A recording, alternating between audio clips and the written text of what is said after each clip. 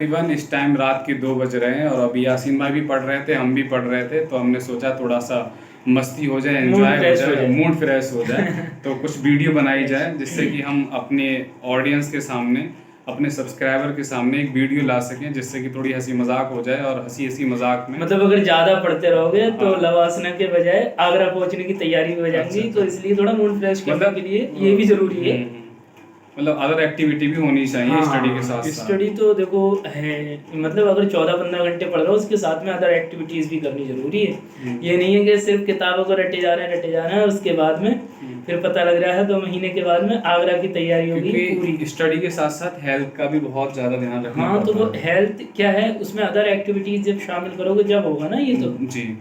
हाँ, तो इस प्रकार से स्टडी करते रहें, उसके साथ साथ अदर एक्टिविटीज जो भी आपको पसंद है, जैसे हॉबीज है आपको, आप थोड़ी एक्सरसाइज कर लें दिन में। एक्सरसाइज तो सुबह सुबह बढ़िया रहती है, बड़ा अच्छा लगता है। तो मैं तो एक्टिविटी एनर्जेटिक पर्सन डेली रहता है इंसान। मैं 5 बजे उठ के सबसे पहले एक्सरसाइज करता हूँ। मुझे कम से कम 15 से 20 मिनट एक्सरसाइज, माइंड बहुत फ्रेश रहता है पूरा दिन, जैसे माइंड नहीं थकता है और उसके साथ साथ बॉडी भी ना, बिल्कुल जैसे बैठे रहो और जल्दी उठना तो जैसे पेन करने लगती है बॉडी, तो बड़ा आराम मिलता है बॉडी को। अच्छा, स्टडी को और खुद को हम किस तरीके से मैनेज करें इसके बारे में थोड़ा सा सजेस्ट करिए। स्टडी को मैनेज क्या, आप टाइम के अकॉर्डिंग एक टाइम शेड्यूल बनाइए कि इस टाइम में मुझे इतने सब्जेक्ट को कवर करना है और इतने दिन में करना है। अच्छा, जिसके माध्यम से फिर आप जो है अपना टाइम शेड्यूल के अकॉर्डिंग और निरंतर चलते रहिए, जितने भी जैसे 8 घंटे 10 घंटे आपको जितना लगातार पढ़ते रहो। हाँ, रेगुलरिटी। और 8 दिन में एक आध छुट्टी तो बनती है, ये तो स्कूल टाइम से ही चलता चला गया है। बिल्कुल एक आध छुट्टी तो आप ले ही लेते हैं। मतलब कहने का तात्पर्य आसिम भाई का ये है कि आप यूपीएससी को ही फोकस करके आगे बढ़ते चलें और जी इसकी स्टडी के साथ साथ एक्स्ट्रा एक्टिविटी भी करें जिससे कि आपकी बॉडी एक सिस्टमेटिक वे में आ जाए। बिल्कुल आप किताबी कीड़ा ना बन जाएं, आपकी भी अपने पर्सनल लाइफ है, आप अपनी लाइफ को भी जिए, सिर्फ यूपीएससी को ही ना दें। जैसे लाइक क्रिकेट, बैडमिंटन और आपका जो भी हॉबी, जो भी खेल है, सिंगिंग, डांसिंग, मतलब आधा घंटा 10 मिनट 15 मिनट जो भी अच्छा लगे आपको, जैसे भी टाइम मैनेज हो जाए आपका इस स्टडी से हटने के बाद, वो जरूर करें। और दूसरा फ्रेंड्स हमारा ये है कि यूपीएससी का भी बहुत कम 2023 का एग्ज़ाम जो बहुत ही करीब है, लगभग 9th मंथ ही बचे हुए हैं और 28 मई को एग्ज़ाम है, तो मई का महीना तो प्रेशर में ही चला जाता है, आपको पता ही नहीं चलता। तो 7 से 8-9 मंथ मान के चलिए। बिल्कुल। तो आप अपनी स्टडी को इस तरीके से सिस्टमेटिक वे से लेके चलें कि आप बिल्कुल डेडिकेटेड होकर, जिस तरीके से अर्जुन को मछली की आंख दिखाई देती है उसी प्रकार अच्छा करते हैं आप, उसी प्रकार हर यूपीएससी एस्पिरेंट को अपने गोल, अपने टारगेट को ही ध्यान में रखते हुए निरंतर प्रयास और निरंतर स्टडी करते रहना चाहिए। देखिए कि होना ना होना एक अपनी जगह अलग बात है, और यूपीएससी में पढ़ने के बाद जहाँ तक मेरा मानना है तो बंदा इतना कुछ सीख जाता है कि अपनी लाइफ सेटल कर सकता है।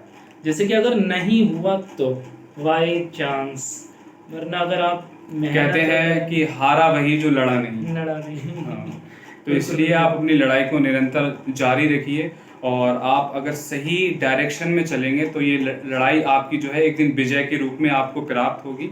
और जिस दिन आप यकीन माने आप सक्सेस होंगे तो सबसे ज़्यादा खुशी आपके पेरेंट्स को होगी, क्योंकि पेरेंट्स ही इस दुनिया में वो शख्स हैं, वो इंसान हैं जो दुनिया की सबसे ऊंचाई तक अपने बच्चों को पहुंचाने के लिए हमेशा प्रयास करते रहते हैं। बाकी दुनिया में हर व्यक्ति एक स्वार्थ है।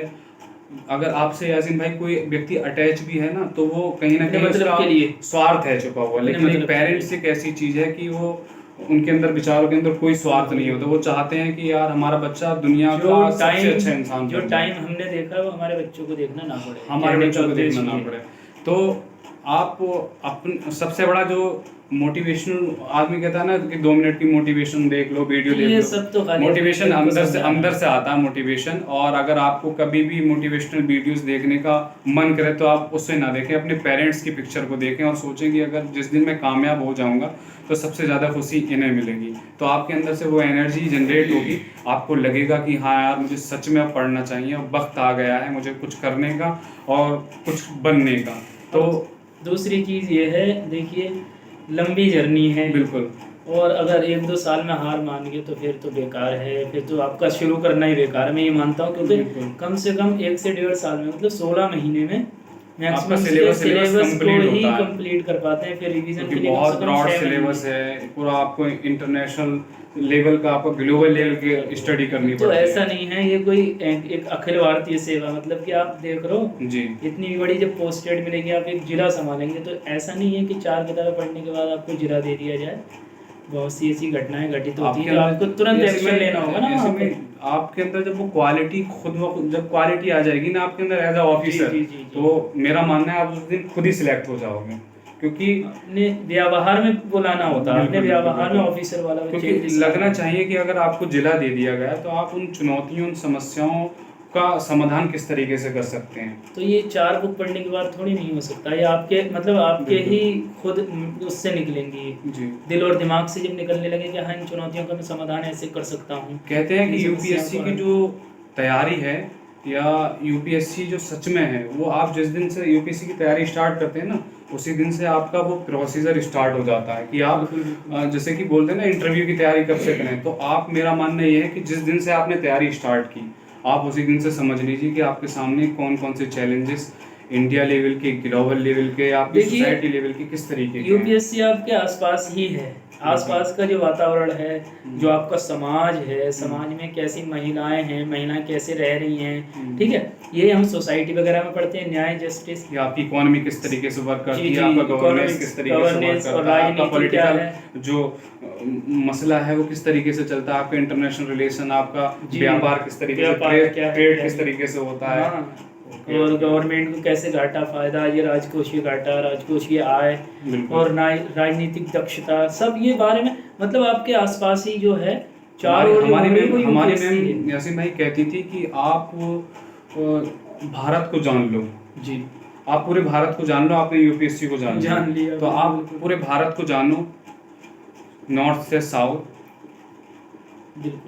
ईस्ट से वेस्ट, आप सब जान लो, जिससे कि आपको पता चले कि हर राज्य और पूरे देश में किस तरीके का हमारा एक स्ट्रक्चर है, चाहे वो पॉलिटिकल लेवल का हो, चाहे वो सोशल लेवल का हो, चाहे इकोनॉमिकल लेवल का हो। है क्या ना इसमें, जैसे आप कोई भी सब्जेक्ट पढ़ रहे हैं जी, तो उसमें करंट से अपडेट जैसे रहना पड़ता है ना, करंटली क्या हो रहा है हमारे देश में, उससे आप पूरे साल अगर अपडेट रहेंगे तो आपको सब इकोनॉमिक्स वगैरह, polity, history, geography, science, tech, environment, economics, जो भी A to Z सारे सब्जेक्ट की आपको समझ रहेगी। और यही हमारे आसपास ही है, सारे सब्जेक्ट भी वही। इन्वायरमेंट है, इन्वायरमेंट में हम क्या ऐसा देखते हैं बताइए, हमारे चारों ओर का वातावरण इन्वायरमेंट है, पेड़ पौधे, जीव जंतु जो हम खा रहे हैं, पी रहे हैं, सब्जी, उठना बैठना, हमारी जो भी एक्टिविटीज़ है वो इन्वायरमेंट है। बिल्कुल। तो इसको हम किताबी नज़रिए से ना देख के अपने स्वयं वातावरण जो हमारे समक्ष और जो हमारे चारों ओर मौजूद है, हम उसी में ही ढूंढें इसको। बिल्कुल।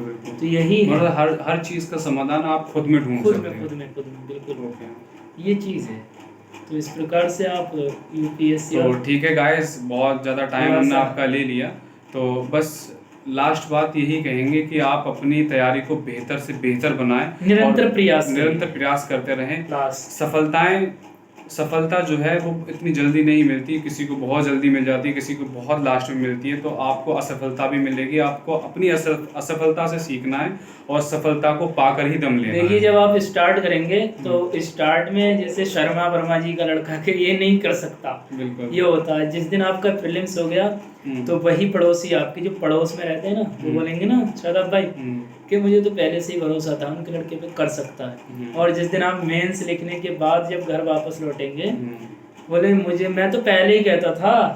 वही पड़ोसी जो कभी आपको देखना भी अच्छा नहीं समझते थे और जलते थे, और फिर के कहाँ यूपीएससी बहुत ब्रॉड लेवल का एग्जाम है, इनके कहाँ बस की है। वही बात है ना, कुछ तो कहेंगे लोगों का काम है कहना। और दूसरी चीज, जिस दिन आप फाइनल इंटरव्यू में सिलेक्टेड और जब आपका नाम आएगा ना, रोल नंबर, तो फिर वो लोग क्या कहेंगे, सबसे पहले मिठाई लेके वही आएंगे। तो आप लोगों की बातों पर न जाएं, क्योंकि अगर आप सिलेक्ट हो जाएंगे तो कहेंगे अरे हमें तो पहले से उम्मीद थी, ये बच्चा बहुत सिंसियर था, बहुत अच्छा था पढ़ने में।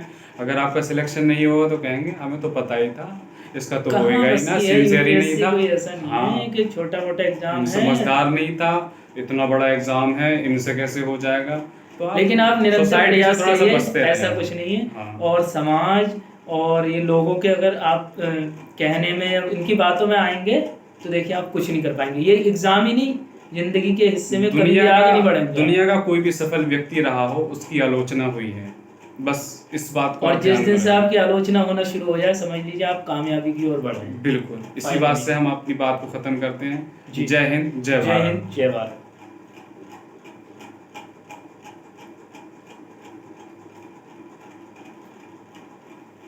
ऐसे में क्या हुआ?